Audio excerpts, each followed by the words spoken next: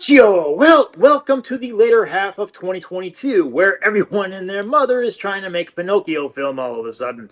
Two A-list directors are going to try and handle Carlo Carlotti's work before the end of the year. This one coming from tech whiz and great filmmaker Robert Zemeckis, whose work here lacks a certain magic.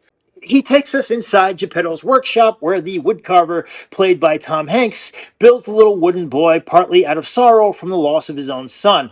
A wish upon a star one evening brings the blue fairy, which allows the puppet to come alive. But to become the real boy he craves to be, she tells him he'll need to become brave, truthful, and unselfish. Adventures concerning a devious fox named Honest John, a gruff and mean entertainer named Stromboli, and kind of a Gomorrah playground for kids known as Pleasure Island test the kid's resolve in these matters, but along the way he'll get a conscience help from Jiminy Cricket, a vagabond bug who takes the kid under his wing. If there's one solid attribute to this live-action remake, it's Benjamin Evan Ainsworth, who voices Pinocchio with enthusiasm, innocence, and heart. The idea of doing what's right over doing what's easy is a conflict that he seems to consistently be weighing. For Tom Hanks, on the other hand, this is another accent fiasco after Elvis. Sometimes he's Italian, sometimes he's Tom Hanks. I couldn't follow it. But the eccentricity and warmth he brings to Geppetto's dreams is not lacking either. Cynthia Erivo plays the Blue Fairy in what amounts to a cameo. She gets to sing and sparkle in blue, but otherwise not much else.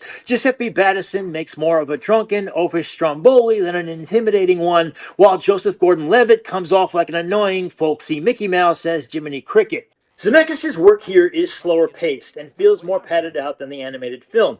Yet other than adding some superfluous characters and situations, he stays slavishly close to copying the animated movie, just with less life. A few updates work, like the Pleasure Island segment is perfectly hedonistic. I like the effects work on Pinocchio's nose and such like that, and the Monstro section brings action. It's a mixed bag. Pinocchio looks exactly like he does in the cartoon, but you don't get as much expression of emotion in the face through CGI.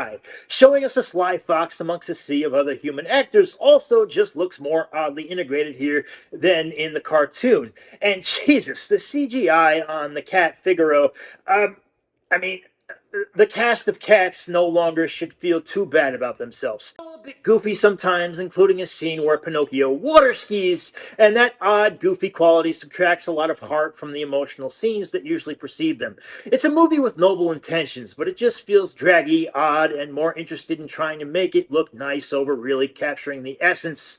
And that's why, guys, even though my nose is big, I'm not lying. I gotta go with a C on this one. That's it for me with this one. I will see you guys next time, and thank you for watching.